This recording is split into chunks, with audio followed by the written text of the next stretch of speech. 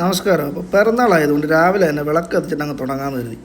രാവിലെ കൃഷ്ണൻ്റെ മുന്നിൽ വിളക്കും കത്തിച്ച് സദ്യക്കുള്ള പരിപാടികൾ അങ്ങോട്ട് തുടങ്ങി. സദ്യ അങ്ങോട്ട് റെഡിയായി കഴിഞ്ഞു. നല്ല നാടൻ വാഴയിലയ്ക്ക് നല്ല വിലയാണ്.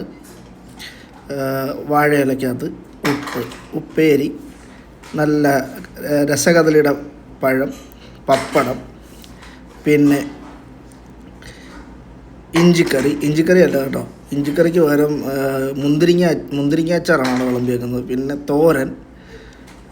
ഏരിയ പറഞ്ഞു കൊടുക്കണം, ഇടുക്കിക്കാരിയാണ് വൈഫ്, അതുകൊണ്ട് ഇലയിൽ എവിടെയൊക്കെ എന്തൊക്കെ സാധനം വെക്കണമെന്ന് കറക്റ്റായിട്ട് അറിയത്തില്ല. അതുകൊണ്ട് നമ്മൾ തന്നെ ഗൈഡ് ചെയ്യണം.